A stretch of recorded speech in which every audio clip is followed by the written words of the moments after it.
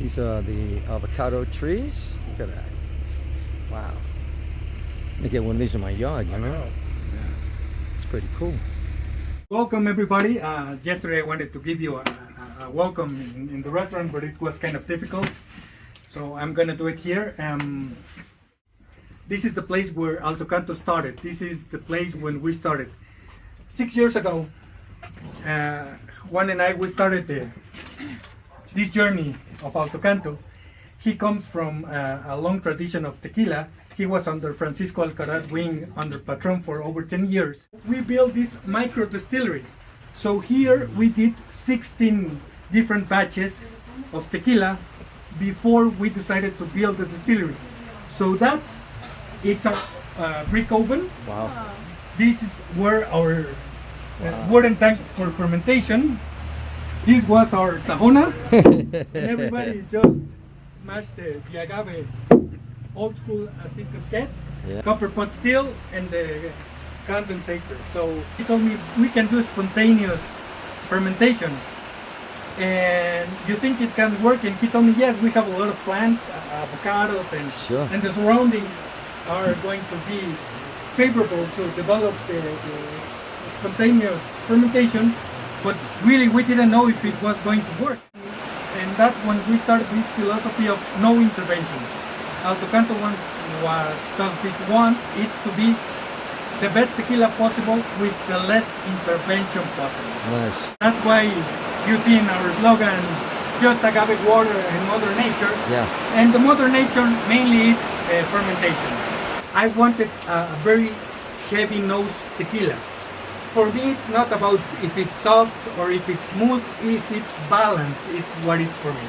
I wanted a tequila that reflects or resembles like a Bordeaux, which is a strong, complex, continuously evolving wine, but the same for tequila. And in order to do that, we had to go through many different processes. And he told me the best place to do that, it's at a high altitude.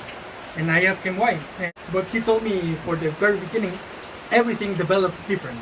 The fermentation, the cooking, the distillation, the timing, the yeast, the environment, the humidity, everything is different. The temperatures are lower, so the fermentation takes place in a softer and more stable environment. So that's why we decided to come all this way to Mazamitla. He told me this is the highest altitude in Jalisco, which is the main state, as you know, to produce tequila. This is part of a museum that we're going to do in a few years. So that's why we are keeping, you know, the wooden tanks and the small. How much liters? The quantity liters? 50 liters. 100 liters. 100 liters. Wow. 100 liters is copper pot. Wow. The oven, which 400 kilos. 400 kilograms. The oven, which normally are 10, 20 tons each, or 30 tons. Well, this is 400 kilograms. Wow. And the wooden tanks, how many liters? 200 liters each. Wow. Small wooden tanks. This was the heaviest part of everything. Yeah. I never participated in smashing but you can do it. Yeah. Pretty cool. They're gonna make like a museum out of this eventually. And this is where Alto Canto started.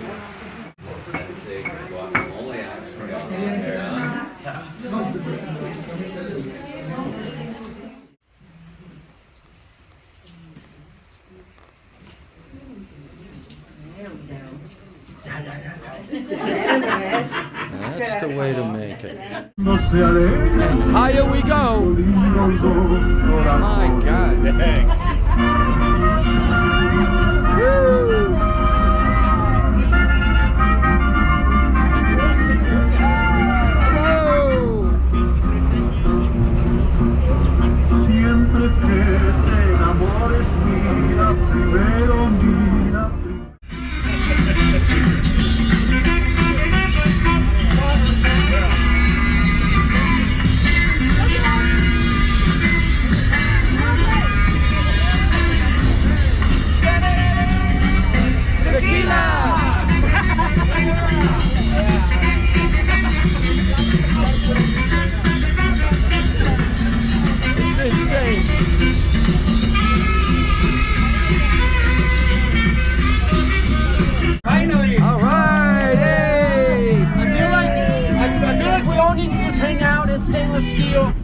stabilize for a little bit. Yeah. Woo.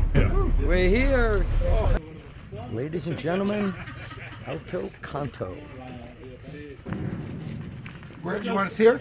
On this side? I want to explain you a little bit about the story in the distillery. I want to introduce you Juan, as you already knew or talked with him a little bit sooner. He has been my partner in this adventure. He's the one that hasn't been taking credit of all the work, of all the flavor, of all the preferences that you already have about Alto Canto. He's the magician and the alchemist in all of this. As you can see, there's nothing surrounding. When I was telling you there was nothing, we built the distillery in bricks. And the reason that we built it in bricks and not in metal or other materials, it's because we wanted that the yeast live inside those bricks. So it was the first purpose thing that we did while we were doing the distillery. Secondly, there's no chemicals inside the construction. These are our ovens. Actually, we are only having one in function, and there's another two in process of being building. Once we start selling more tequila, we will build the other ovens. These ovens are 10 tons, between 10 and 11 tons. It's their maximum capacity. So we only do batches of 1,000 liters. Each batch is 1,000 liters. And it's 1,600 bottles, more or less. And it's 1,200 if it's high proof. So we are as small batch as it can possibly get. Open it. As you know, you already been inside of. Please go inside. No, you cannot go inside. Wow, look at that. We're just finishing the cooking. I thought that it was 80 hours. at 197 Fahrenheit. We don't do it at 212 because of the altitude. The maximum temperature is 197 Fahrenheit. So that gives us more time to be able to cook the agave, and also we don't burn it. You can see that it's not burned on the edges. So it's like doing brisket, that it takes like 12 or 14 hours to develop into this soft meat. It's the same effect that we are trying to develop here inside. So we're going this way to the other place. We're coming back today. If you guys could smell this, it's phenomenal. Oh my goodness. Look at the smoke coming off of that, John. No better smell in the world, is there? Oh man, we're in the middle of nowhere, and that smell is so pungent, isn't it? I could just live right here. Me too. Me too. Just smell this all day long. Watch this. Here we go.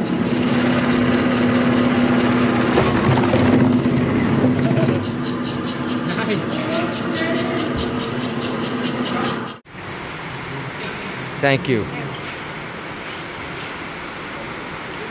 Oh wow, look at that. Look at that. Guys, this is just... Oh my goodness. There's nothing better than candy. Me and John were just discussing. This is what tequila is all about. This is a special place. No kidding. Don't put your hands in there. Yeah, I know. So you gotta watch your hands. Final destination. We're prepared for rain, which it does up here at this elevation. Highest elevated distillery in Mexico, possibly the world. So the maceration liquid will go through here, the drainage, go into this tank, and then we'll use it later in the fermentation. Bring what they have up here, right into the fermentation tanks. I love how it's all wood fermentation. It's pretty good. Old school, bro. It's pretty cool. This is old school. No, 4 days for fermentation. For the first fermentation in 2 days, 2 days for the malolactic fermentation, total 6 days between the two. It's so legit here. I mean, check this out. I mean, the fibers are right here. Fermentation tanks. Wet, moist fibers. And the agave comes down into these wooden tanks. We put 800 liters of water and 2.5 tons of agave for each. wooden tanks. The fibers for many reasons. First of all, we want to keep as much sugar as we can. Sure. We bring the fibers and then we put water and we let the juice inside of the fibers start doing the fermentation. That's the main reason. Secondly, we want to preserve as much sweetness and notes and flavor of the agave. But the third and most important, this bed of fibers helps isolate the process of the fermentation. It's a micro ecosystem here that helps the yeast to do their work without any sudden temperature changes. So that's why we use wooden tanks. Now it only takes 4 days to do the whole batch of fermentation. We don't put any yeast, as you can see. Yep. We don't put any nutrient. There's no other stuff like just agave and water inside the distillery. And last but not least, once the first fermentation is finished, the sugar converted into alcohol, then comes the malolactic fermentation. Love it. So the malolactic fermentation takes like 2 or 3 days. And how does this work? When they start charging the copper pot stills, the other tanks start fermenting the malolactic fermentation. So the fibers help us to do that without bacteria. How do we do that? We step on the tanks with the boots that some of you just put. The people go up here and they start smashing the fibers to keep them wet. Yeah, it's so wet. Yeah. So the bacteria doesn't pollute the process of the fermentation. Why is important for us the malolactic fermentation? Because it does 2 things. It raises the viscosity, the legs, the tears. Yep. Secondly, it brings down the alcohol note. And third, it brings a little lactic note that balance everything. As I told you before, what we're trying to do, it's a round tequila, and malolactic fermentation, it's the tool that helps us do all of this process. We're measuring the bacteria and the yeast, so we know when to stop either the first fermentation and the second fermentation. There's something called velocity of the bubbles. How quickly the bubbles are bubbling. Because of the altitude, they are lighter, so the CO2 goes out faster. I see. And that helps that the yeast continues developing the fermentation and other flavors and other profiles. As you can see here, it's the fermentation bubbling. Wow, look at that. Glad we're here, man. This is great. So glad we're here. Let's make it simple. Oven cooked. Tahona macerated. Wood fermentation. Copper pot shells. End of story. Look at live yeast. It's like little square boxes and you can see things moving around. Yep. And that's the live yeast. There's a lot of copper here, guys. Once the tanks are already finished, the 2 fermentations, what these guys do here in the distillery, it's with buckets. They bring out 25 buckets of fibers into each one of those 2 copper pot stills. Once we finish the first distillation, you can see in the bottom of the copper pots, we have a valve. We open it and all the fibers go down all the way out to the distillery. We just paper filter the tequila and that's it. In ordinary we got heads and tails, but in tequila just heads. And the heads and tails, we trash them out. We don't use them. One of the reasons that our tequila is a little bit pricier, our efficiency is 10-1, while the other tequilas are 7-1. We use organic agave, which now it's 3 times more expensive than regular agave. Agave right now it's 3 or 4 kilos, 3 or 4 pesos 1 kilogram.